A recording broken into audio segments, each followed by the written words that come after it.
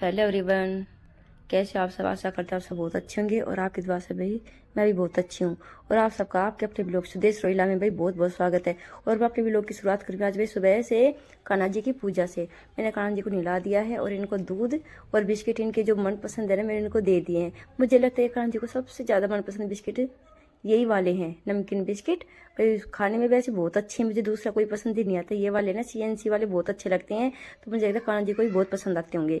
और देखिए भी ये मेरा मंदिर है और क्या है, मैं धीरे धीरे भी सफाई करती हूँ लेकिन फिर भी धूल मिट्टी अब है ना धीरे धीरे, पता है क्या है, फिर से हवा चलने लगी है ना तो भाई आ ही जाते हैं, क्योंकि इसके ऊपर ये ना जाल है तो जाल से भी आ ही जाता है कूड़ा करकट।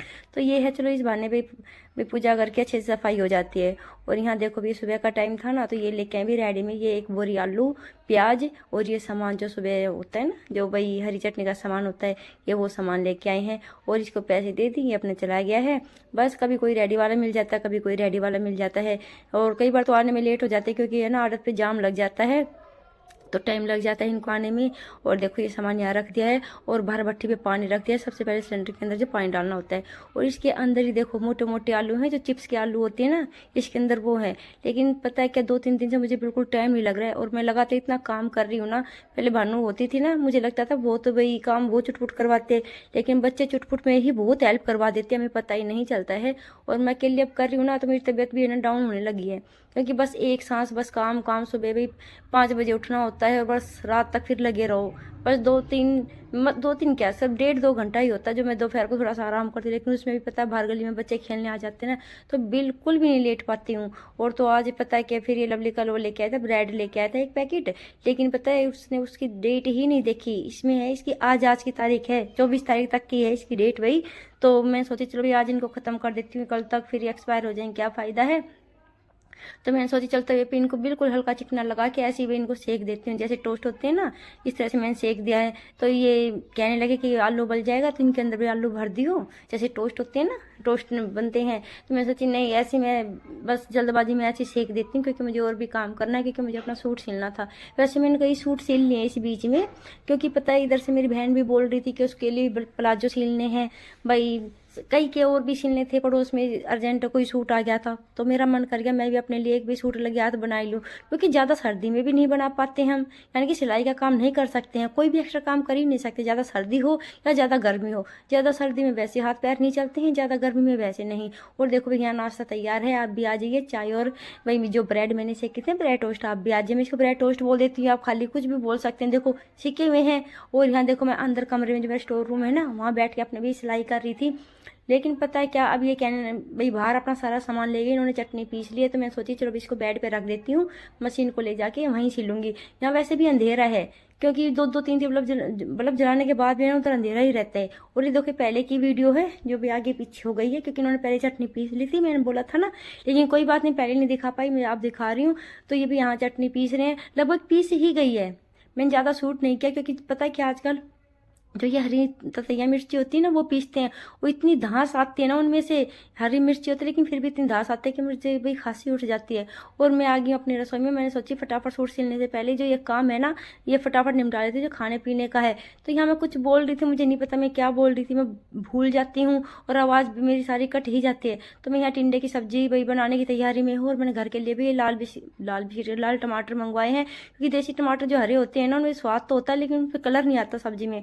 और एक कान्हा जी के लिए भी CNC वाले भी मैंने बिस्कुट मंगवाए हैं। और मैं यहाँ दिखा रही हूँ कि मैंने भी सिमरन की तरह जो है ना हुड्डी पहन ली है। तो ये है, चलो सही है। मेरे को बार बार है ना ये नहीं होगा कि मेरे को सिर पे कुछ लपेट है, क्योंकि इसके अंदर कैप है तो फटाफट कर लूंगी सिर के ऊपर, क्योंकि मुझे तो ठंडा अब भी बहुत ज़्यादा लगती है। शायद आज मेरी 2-3 दिन से तबीयत डाउन भी चल रही है, क्योंकि भानु कोचिंग गई थी ना तो उसकी टीचर को है ना वायरल था, उनको हल्का बुखार था, तो भानु को भी थोड़ा सा महसूस होने लग गया। और जब भानु को भाई बुखार हुआ ना तो भानु की वजह से वो मेरे को होना शुरू हो गया है, जैसे कि होता है ना भाई एक दूसरे से फैलता है। तो मुझे भी 2 दिन से अपनी तबीयत ऐसी डाउन सी लगी, लेकिन फिर मैं सोचा नहीं, दवाई लेती रहूंगी और अपना काम करती रहूंगी, क्योंकि मैं ही हूँ अकेले काम करने वाली, फिर मैं ही नहीं करूंगी तो फिर कैसे काम होगा। और फिर भानु को तो सुबह जल्दी जाना होता है, कल तो खैर उसकी छुट्टी है, कल इतवार है, आज शनिवार। तो मैं फटाफट यहाँ भी टिंडे छील रही हूँ और अपनी भी सब्जी फटाफट छोक दूंगी। और पता है छोकूंगी भी क्या, सबसे पहले तो मैं इनको ये है कि तैयारी करके रख दूंगी, आटा गूंद के रख दूंगी, ये काट के रख दूंगी, टिंडे धो धा के अच्छी तरह से काट के रख दूंगी, हरी मिर्ची काट के रख दूंगी कि आजकल लाल मिर्ची बस बहुत ही मामूली डालती हूँ मैं, हरी मिर्ची काट लूंगी और प्याज काट के रख दूंगी एक साइड। और कान्हा जी को तो भाई ये है दोपहर को ये कुछ और लेके आए थे, कहते नहीं हाँ वो जो होता है ना बटर होता है दूसरा मक्खन जो होता है पीले रंग का, कहते कान्हा जी को आज ये खिलाएंगे भाई रोटी के साथ। मैं बोली चल ठीक है आप ये खिला लेना। और भाई देखो सब्जी की तैयारी करने के बाद मैं बाहर दिखाने के लिए आई हूँ, देखो भाई ये टिक्की का काम शुरू हो गया है, ये इधर भाई बना रहे हैं अपनी टिक्की, और एक साइड देखो हमारा एक पतीला आलू और उबल रहा है। और पूरी गली में देखो कोई भी नहीं है, सूख सपाट है, सिर्फ हम ही हैं हमारी गली में हमेशा ऐसे ही रहता है। और ये फटाफट अपनी टिक्की बना लेंगे। मैं कह रही कुछ बोलो तो कहते क्या बोलना है, जो बोले मैं बोलूँगा भी तो बाद में तो कट ही जाता, फायदा कुछ है नहीं बोलने का। तो मैं चलो कोई बात नहीं है, बात भी सही कह रहे हैं। अब देखो भाई ये फटाफट टिक्की बन जाएंगी। वो पता नहीं ये किसी के बारे में बात कर रहे हैं, भाई छोटे छोटे बच्चे हैं काम कितना कर रहे हैं, ये नहीं कि भाई मैं ये अकेली लगी हुई गई, भाई जिनकी भाई मम्मी काम काजी महिला होती हैं तो बच्चों की अगर आज छुट्टी है तो अपनी मम्मी की हेल्प करवा रहे हैं, कोई कैसे कोई कैसे भाई माफ़ करना, मैं कह रही थी ना मुझे बोलते बोलते भाई ऐसे ही हो रहा है आजकल। और यहाँ देखो काम लगभग सारा हो गया, एक बार तो मैं झाड़ू लगा चुकी थी, लेकिन अब ये था फाइनली मेरे को यहाँ पे भाई पोछा लगाना था, तो भाई मैं सोचा एक बार और झाड़ू लगा लेती हूँ, क्योंकि सारा सामान इन्होंने अंदर रखा था ना, टिक्की बना के बार बार टिक्की भी अंदर रखने के लिए आते हैं, बार बार भाई आलू चढ़ाते हैं, तो धूल मिट्टी तो देखो भाई उस आलूओं में होती है, तो इधर उधर से भाई बहुत उड़ती है, धूल मिट्टी बहुत ही ज़्यादा हो जाती है। और फिर हमारे दोनों साइड के गेट है ना हर टाइम भी खुले ही रहते हैं, शायद आपने कभी भी नोट किया होगा, हर टाइम ही खुले रहते हैं हमारे गेट, तो भाई जो भी है धूल मिट्टी अंदर आती ही है। खैर अभी तो इतनी देखो भाई आंधी वगैरह नहीं आ रही, लेकिन गर्मियों में तो ना बहुत बुरा हाल हो जाएगा, क्योंकि एक तो ये गांव का एरिया, खेत क्या का है ये इलाका है, जब सारी फसल कट जाती है तो रेत बहुत उड़ती है जब भी हवा चलती है, जो भी गांव से होंगे उनको तो पता होगा। और जो मैंने सूट सिला था ना तो कुछ उनके भी धागे हैं, ये बहुत ही ज़्यादा धागे हैं, तो बार बार ये इधर मेरे सूट पे भी लटके हुए हैं, अटके हुए हैं, जब मैं उधेड़ रही थी कुछ गलती हो जाती है तो भी देखो करना पड़ता है। तो छोटे छोटे जो धागे हैं ना बिस्तर पे भी थे, और ये देखो कत्तर है और ये धागे कुछ है ही धूल मिट्टी, तो मैंने अपनी देखो भाई एक बार तो मैं झाड़ू अच्छे से लगा दी है, तो मैं ये कहते कि अभी मेरा थोड़ा सा काम बाकी है, तो मैं सोचा चलो ठीक है आप थोड़ा काम कर लो। तो एक काम क्या था वो दही लेने गए हैं, तो मैं सोची चलो ठीक है आज मैं फटाफट पहले ये सूट ही तैयार कर लूँगी, अगर सूट पड़ा रह जाता है ना फिर करने का मन नहीं होता है, तो मैं सोचा आधा घंटे के लिए बैठूंगी जैसे, लेकिन जल्दबाजी का काम होता है ना शैतान का काम, तो मेरे साथ वो ही बना। और पता है मैंने सिलाई गलत लगा दी, तो मैं इसे उधेड़ रही हूँ यहाँ, ये सिलाई उधेड़ने के बाद अच्छी तरह से फिर मैं देखती हूँ कि मैं कैसे क्या कर, पता है गले का ही जो गला था ना उस पर मैंने डबल सिलाई लगा दी, वो भी गलत, तो उसको मैंने उधेड़ के दोबारा मैं इसको ठीक कर रही हूँ। और कई दिन से मैं सोच रही थी कि मैं अपना सूट सिलूँ सिलूँ सिलूँ, लेकिन पता है क्या मैं कई बार ऐसा होता है बस सोचती ही रह जाती हूँ।